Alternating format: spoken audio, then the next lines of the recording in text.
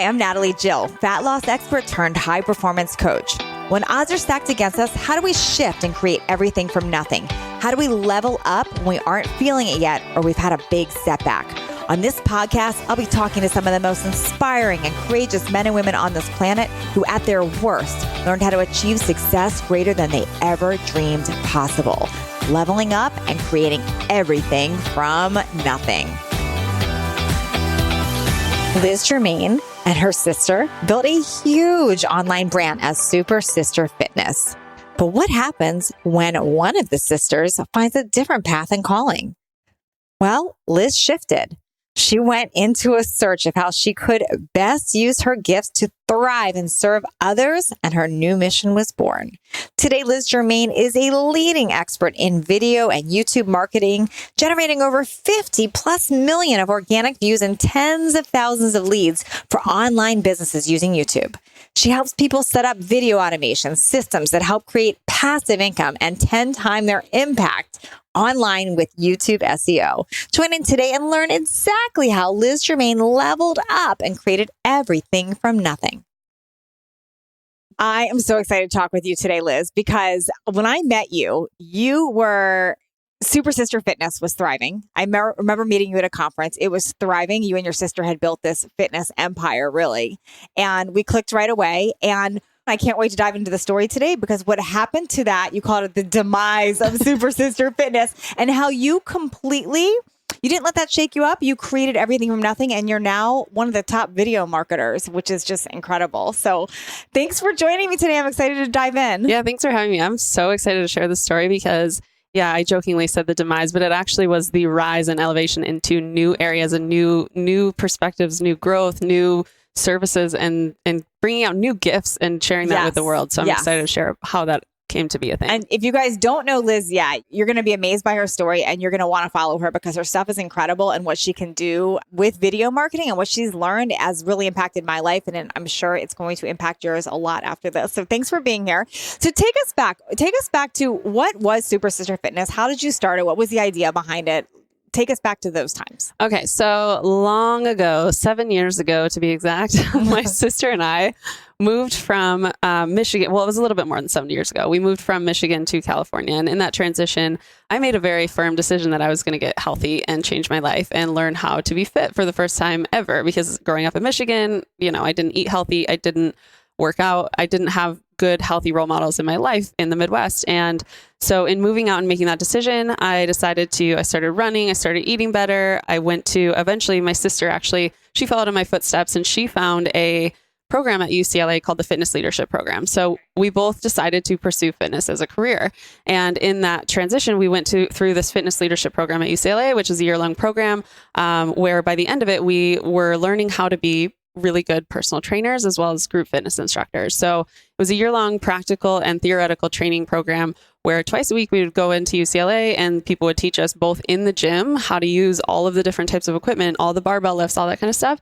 And then also once a week we were going in for theory, learning about anatomy, all the things. And by the end of that program, you had to pass your NSCA exam or, NASM exam, whichever one you chose. And you had to do an audition and you had to do an interview essentially to be able to work there. And so that was really cool because I learned so much. It's like a complete certification. I mean, it's really everything. Yeah, it was really, really awesome. And so I ended up going on to work at UCLA for about 2 years after that. And in that transition, my sister was also working at a triathlete gym, like a boutique training gym in Santa Monica. And I was also working at a physical therapy clinic. So we basically, though we were pursuing our passion and it was really fun and exciting, I was also working myself to the bone because as a fitness instructor living in Los Angeles, California, just so you know, you have to work like 4 or 5 different jobs to make ends meet. And so that's what I was doing. And it's not like you have any competition there in LA. No one there is a personal trainer. You're the only one. It's you could get to be a big fish in a small pond. But you guys got known pretty quickly on Instagram. At the time, Instagram was just developing, and I noticed you guys right away. You had a significant following there. You were super well branded. How did you learn that? So in that transition, my sister and I, we noticed that a lot of the people in our classes were asking, what was the workout that we did last week? I couldn't remember, but I wanted to practice it. Or, hey, I know that nutrition is important, but I just don't know what to eat. What should we eat? And so we started our Instagram account to share the answers to questions that our clients were asking us and people from our classes. We would share the workouts that we did that week so they could keep on track and go practice it on their own. So the next time we did it, they could actually progress with or without us. And then we started sharing recipes. My sister was such a wizard in the kitchen of taking foods that people crave normally, foods that are not necessarily healthy, and making healthy alternative versions of them. So we started a blog and we started Instagram, and we were just sharing that with people, mostly for our clients and the people in our classes. And then all of a sudden we would be getting messages from women in Brazil and women in parts of Europe and Australia and all over the world, even from the Middle East, like, hey, I really liked that workout. Can you do one for abs, or can you make a recipe for pancakes that have protein in it? And, we just started getting all of these requests from women all over the place. And she and I decided to do our first group challenge. We were like, wow, we're getting all these requests for workouts. Why don't we just group everyone together? Because it started to get overwhelming having all these questions coming in from all over the world, for, all different times of day.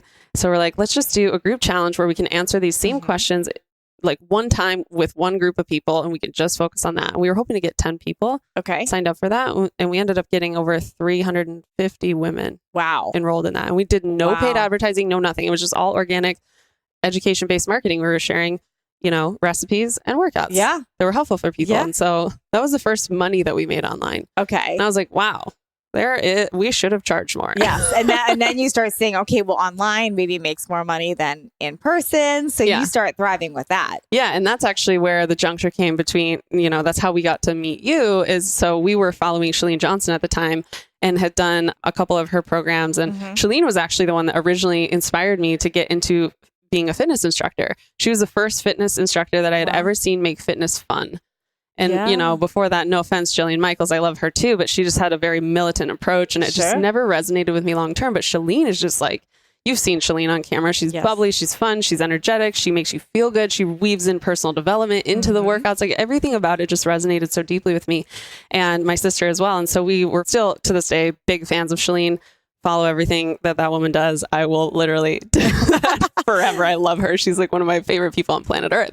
And so we came to one of her marketing events, and that's where she introduced us to you. She was like, oh, do you know Natalie? Because she had found our Instagram too. And imagine the power of that. This is the world that we live in now with social media. Yeah. My career idol found our Instagram account and then is texting us. Like, that day for me and my sister, we literally almost fainted. We just were like eating our protein snacks at night in our small little apartment in LA. Like, I cannot believe Chalene is talking to us. Like, this is insane, because Chalene has, millions of followers, and just like the fact that she was messaging she noticed us your Instagram because it was thriving. It was very branded. So to come back to your question, we had seen other Instagram accounts that we liked, and we noticed that there was a pattern. There were certain color themes that they followed and things like that. And so we decided that we both really like, my sister loves everything turquoise. I love everything pink. And so that became our brand. We picked a couple different fonts, and we were very consistent with it. You were one of the first people I saw like truly curating your content on Instagram. My content was never curated on Instagram. It's still not. So it matches my personality, just kind of like throw a lot of stuff out there, and it sort of makes sense, but it's not as curated. Yours was like picture perfect, like the turquoise and the pink. It was amazing. I mean, you really set a new standard for people around that. That's really cool. Yeah. And it's cool too, because Chalene, I think when she launched her Instagram program, she used our account as an example of how to make a branded account. Now, today, we don't really focus as much on Instagram. At least I don't. She started another account. So we'll get into that in a minute. But I personally have found that social media is not the way that I prefer to do business. I like to do now more SEO based search engine content that is evergreen and lives out there forever, 24/7, 365, versus social media. It's a time bound thing. Totally. So you have the timeline where it's like you're competing with all the other people posting to the timeline. Instagram and Facebook are designed to be social. Yes. And designed to be a conversation, versus some of these other platforms available to us, which is what I get really excited about now. So you figured this out later, really. Yeah. So tell us what happened, because one minute you've got this business, you've got products, you're doing the challenge, you've got this thriving Super Sisters business. And then your sister decides what? She decides she wants out. Yeah. Yeah. So that was tough. So about 4 years into business, my sister and I started fighting more than ever before because we had differences of opinion on the direction of things. And we were living together, working together. It was just a lot of togetherness. Yeah. And she also had just started dating her soon to be fiance and currently now is her husband. And so he was also living with us. And so you can imagine it was just there was a lot of tension that was building up over time. And she and I think both would agree with the fact that we just missed being sisters.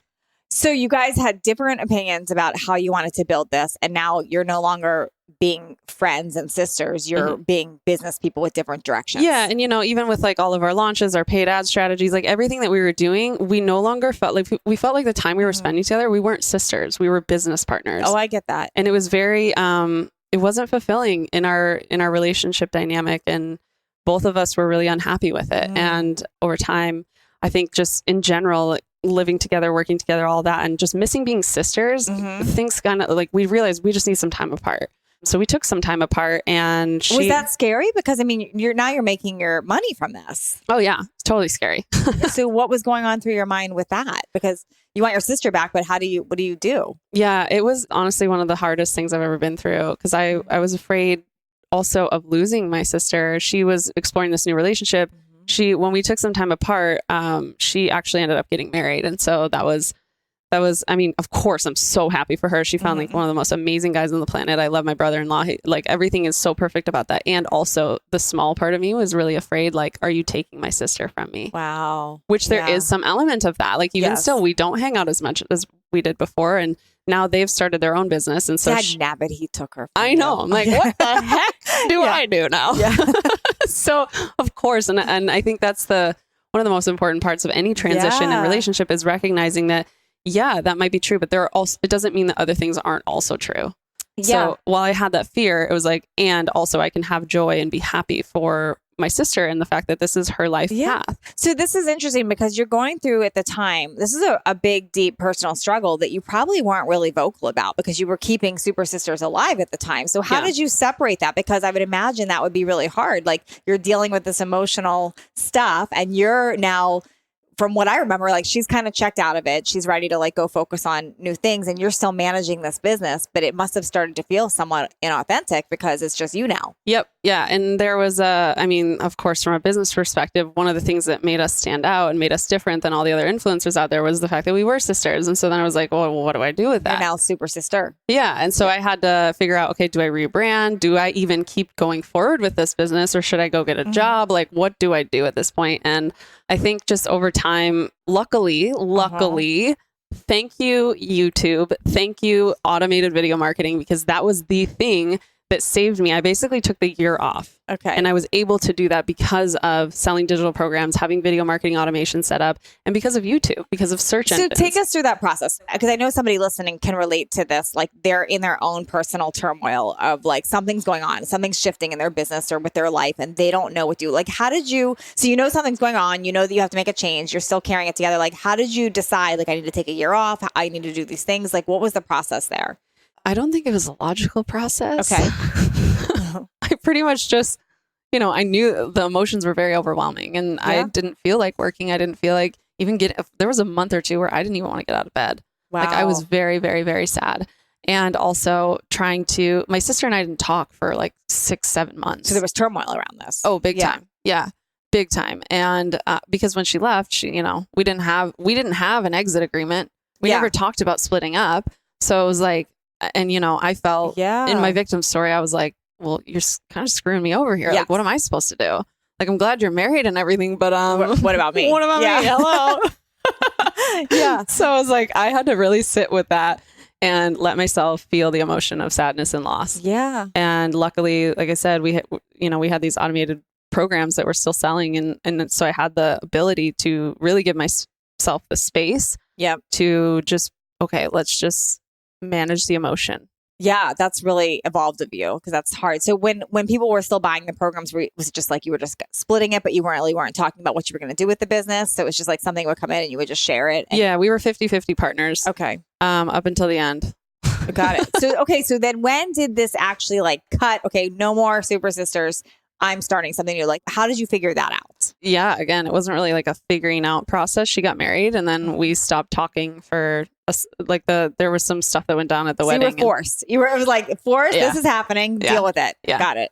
Yep. And that was the same year that I won the YouTube Next Up contest, which is a contest that YouTube hosts where they bring in creators that are on the rise. Okay. And they teach that it's basically you do an accelerated creator camp and they teach you audio, video skills. They have you come into the YouTube space in LA and then they sponsor your channel. Wow. So were you doing that for the fitness stuff while this was happening? So, but she's not in the videos now. So you're doing this not knowing what you're going to do with your business, Correct. But you're doing it. That's interesting how that works. Yeah. So you're keeping it going. Are you still saying Super Sister Fitness when you're doing it? Or are you creating? Okay. Yeah. So we rebranded to... So it's like every day, hi, but my sister's sick today. Hi, but I'm doing it alone today. She's still sleeping. I'm going to do a video. Was it happening like that? Or were you telling your audience? Yeah, no, I didn't point out the fact that she wasn't there. I just kind of like business as usual. Let's carry just on. one today. Yeah. Got it. It's just Super Sister.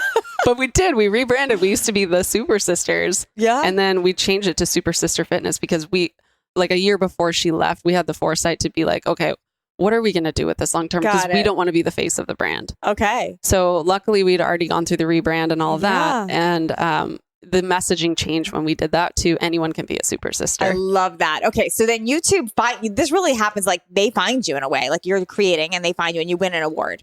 So what does that tell you then? What do you start believing about yourself when that happens? With winning the contest? Yeah. Well, wow. I was like, oh, cool. This is something that, YouTube is incredible. Have you ever been to the YouTube space? Yes, it's amazing. Yeah, it's incredible. I walked into the YouTube space, which is a big production studio in LA, and they have 3 all over the world in Hong Kong, New York, and LA. So I go into the LA one, and I remember walking in, and they had a free unlimited coffee bar, tons of camera, video production stuff, stages all over the place, a fire pole. And I swear Dwayne "The Rock" Johnson was there when I came in for the first time. I was like, this is the coolest thing ever. That is the coolest thing ever. I was like, is this people's jobs? Yes. Did you take a selfie with him? No. I'm just kidding. No. So I probably would have though. I probably should have. Hi, can I take a selfie? Yeah. Love your movies. You win this award, which is incredible because you probably didn't even know what you were going for when you were doing that, right? Yeah. And that literally ends up changing your whole direction of your business. Yeah, totally. So when I got there and I realized, wow, the YouTube culture is really cool. People literally get paid to create. Yes. People get paid to solve problems and to create. What I learned in that experience was this is a viable business. Like this is an actual viable career path and it's fun and it's exciting and I want to do that. And that's so up your alley because I remember even shooting with you and your sister and like you were always about the video and the creativity behind it and how am I going to edit it? Like you always loved that part. Yeah, totally. Yeah. And she does too. She's doing it now, but just in a different way with a different channel. Yeah. Super wife. Super wives. Super wives. Super wife. America. Yeah. No. So her and her husband started a van life. Do you know about van life? Okay. So van life in 2018 was the top trending topic on YouTube. Okay. So the fastest growing channels were all in van life. Like living in a van kind of thing? Yep. Wow. So, but it's not what you think. Go on Instagram and look at the hashtag van life because there are people out there that are creating craftsman, super luxury interiors for these big sprinter vans. There's also RV life and things like that where people... I think it's a millennial trend because housing is so expensive and people aren't necessarily ready to settle down. They still want to travel, etc. And so my sister and her husband started a Instagram account and YouTube channel around that. Check that out. Yeah. Okay. So how do you now decide that the video marketing could be actually like your business and where you're making money and thriving? And because you're dominating that market right now. Yes. Thank you. Well, when Sarah, my sister, left the business, I did a company audit and looked at where all of our leads were coming from, where all of our sales coming from. Because I just lost 50% of the woman power in the business, at least on the management level. And the talent in the videos. Yeah, exactly. So I had to get really smart about my resources and my time and energy and also spending. And so I was doing a company audit and I recognized not just for that year, but for the entire 5 years prior that we had been in business, the top 2 traffic sources and the top sources of revenue for us were always YouTube and Pinterest. Wow. Yeah. Despite doing Facebook paid ads, despite doing, Instagram campaigns, like those brought in great income as well. And they brought traffic to our site, but it was a fraction of the sales and leads that we got from YouTube and Pinterest. Wow. So that's interesting when you find that out. Yeah. So what do you do with that information? You figured this out. You're like, do you decide I'm going to go get clients and help them with this? Do you just use it for your own stuff first, or what? Tell me how that happens. Yeah. So in that transition, I realized I basically stopped doing everything else other than those two things. And then luckily, I had the income still coming in from YouTube revenue, from our digital product sales, all that kind of stuff, where I didn't really have to jump into anything necessarily. I didn't have to go get a job. I didn't have to do that because I still had income coming in. And one of the things I remember sitting down with a good friend at the time, and I told him, I don't want to push myself towards something. I want to wait until God, the universe, whatever you call it, pulls me into what I'm supposed to be doing next. And so because I had the space to sit there and just let, I didn't have to worry about the income stuff, I was able to really wait and see what the universe had laid out for me next. And what I noticed in that year that I was kind of just traveling and exploring and managing my own life and rewriting my life, really, because I thought I was going to do stuff with my sister forever. I didn't have an exit plan for that. And I noticed in that transition, all of a sudden people are like, how are you not working? Like, what do you do? And I'm like, oh, YouTube. They're like, what do you mean? Yeah. And so people consistently kept asking me, how do you monetize YouTube? How do you do that? Yes. How did you get into this? I asked you that today. Yeah, exactly. So it's, I just started to realize it became very obvious to me that it's a need in the marketplace. And it's a gift that you had. Yeah. And figuring it out. Something I love. Wow. Yeah. That's pretty cool. It's so funny how you get into one thing, and what I love about it is you get into one thing because you have an interest in it and you're doing it with your sister, and you had this belief that you have to do it with her because you started it with her. Mm-hmm. And what looked like a failure, awful, like you said, I was depressed, I didn't want to get out of bed, all this stuff, ends up revealing something that you're even more passionate about. Yeah. And also over the time, my sister and I were able to repair our relationship, and we're closer than ever now. That's amazing. And what's cool too is we're actually still working together to support one another, but just in a very different way. That's so cool. We support each other's businesses, but we're not in each other's businesses.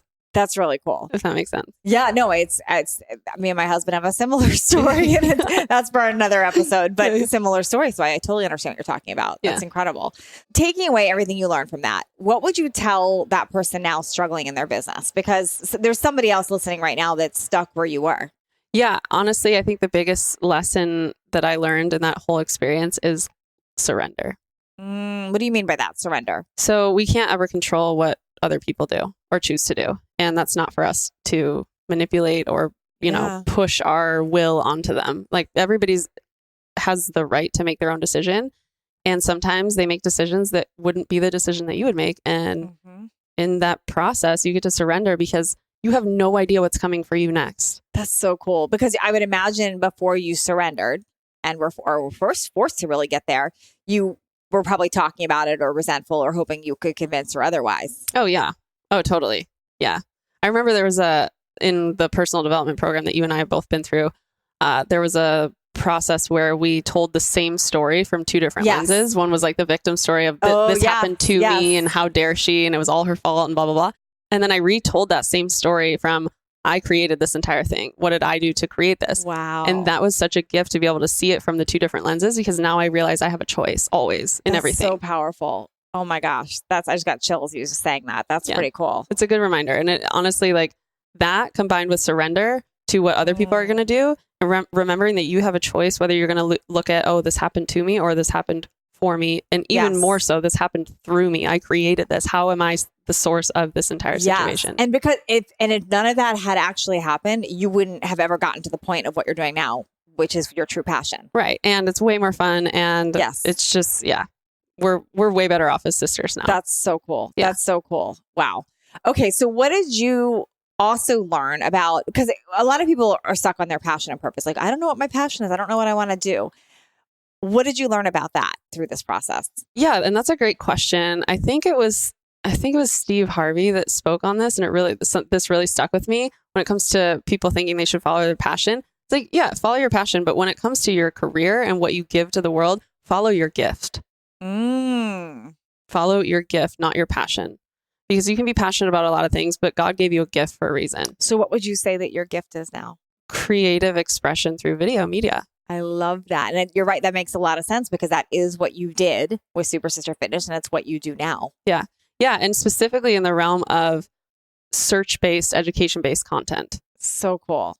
I love that. Yeah. I love that. Yeah, thank you. Oh my gosh, this is so powerful. Okay, so what would your sister now say about this whole story? Like, what is she, if you were to ask her about her perspective of it? Does she have a similar path to this, or what would she say? Well, it's interesting because she had a very different experience. She was moving towards a new life, whereas for me, it was like what I had planned for my life was coming to an end. Wow. So you were holding on to comfort and what you knew, and she was working off of vision. Yeah, exactly. Which is another. Yeah. And she was in relationship with her now husband, and they were creating their own life together in their own path. And so, she had a very different experience of the transition than I did, because she was moving towards something. And I felt like she was moving from my life, my perspective, she was moving away from something. Does that make sense? Yeah, it totally makes sense. Now, I also noticed with you, when it seems to me, maybe I have the wrong perspective on this, but just from knowing you through all of this, when you actually got vulnerable and started to get really authentic with what was happening, that's when things opened up for you too. Oh, yeah. Yeah. I think I felt this pressure to keep, because, with the branding and stuff, all of it, there's this pressure to keep this perfect image. Yeah. And, I'm human. I can't sustain that forever. Yeah. Sometimes you want pizza. Yeah, exactly. Yeah, exactly. So, and honestly, this day and age, people don't want the perfect image. Yeah. They want to see the real deal. Like, who is this person actually? That's so true. Yeah. So, and there's a certain level at which I believe people should be going there. Some people like to go all the way, and sometimes it's a little bit too far. It's like, okay, we didn't need to know that, for the last 12 hours, you've been crying your eyes out. Yes. I like to wait until it's resolved, or the solution is now clear and I'm moving towards a solution. Yes. And so I don't like to post from a place of struggle or suffering. If you're in the emotional experience, be in the emotional experience. And then once you get to the other side of it and you now have the clear path out and it's more solution-based thinking, that's, I think, worth sharing with the world. That's incredible. And I want people to hear this too, because you couldn't have possibly created what you're doing now had you not been through the hardships also. So I want people to hear that, because sometimes people have a hardship happen, or the thing is happening to them, they think in the moment, and they're so stuck on that. But like you said, once you surrendered and actually felt the feels and let it work, now you figured out your passion. Yeah. Well, yeah. And I think also with, anything that is going not our way, it's just, you can't always see it in the moment. Yes. But I love this quote too. I think this is from Joe Polish. He says, you're either winning or learning. Wow. And I was learning a lot. Yes, you did learn a lot. That's so cool. So what did you do? My other question is, what do you do with a business when you're shifting? Like, so what did you do with Super Sister Fitness? Is it still there? Yeah, it's still there. So people can still find it, but you don't add to it. Or do you add to it? No, we don't. Well, we do weekly videos still. So on our channel, everything is focused now on YouTube and Pinterest, and that's it. So the blog is still being regularly updated. We send out, 1 or 2 emails a month to our list to kind of update them. Here's who we had on this week. Like, we just had Jenna Scare on. Yep. We've brought on a couple different fitness influencers. So it's cool because it's now an affiliate network. Yes. I get to cherry pick my favorite people out of the health and fitness industry and use the platform that we built together to get them exposure, also to help that audience still be connected to resources that they may not have heard of. Like, they might not know that there's this program over here, or that there's this person that specializes in this one thing, that mobility or whatever it is, right? I want people to hear that too, because instead of abandoning it or closing it down, you now use it as a source, because you already have an audience to help people still. Yeah. Just and that another was platform. That was the original vision. We wanted to make health and fitness accessible, good health and fitness information accessible for women around the world. And that vision still stands. Yeah. So now you're curating stuff for that. Yeah. We just do it in a different way. That's amazing. I love that. Yeah. Okay. So tell us about what you do now with the video. Like, can you help other people? So when it comes to video marketing, we specialize in video marketing automation using platforms that are search-based. So YouTube, Pinterest, and Google. We use a special combination of all 3 of those because they're all search engines. Okay. So what we do is help 6- and 7-figure business owners or up-and-coming coaches, influencers, etc., identify their video marketing strategy. Okay. We always begin with the end in mind. Which program do we want to promote? And then from there, we identify who's their target customer. We figure out, using search software, what are those people actually typing into Google, YouTube, and Pinterest? Yes. And then we create content specifically around that. So cool. I love that. Where can people find you? Because they're going to want this. People can find me at lizdoesvideo.com and on social media at lizdoesvideo. I love it. lizdoesmedia.com. Liz does video. Liz does video. I love it. I love that. Okay. So here's a question I ask everybody, and I'm curious your perspective on this now. If somebody's listening to this right now and they're in their own personal rock bottom, maybe it's similar to what happened to you, like their business is changing, or maybe it's something different. It's a relationship ending or financial hardship, whatever their own personal rock bottom is. Mm-hmm. And they want to start shifting and leveling up. What are 3 things you would tell them that they could start doing now, knowing what you know, to start changing things for them?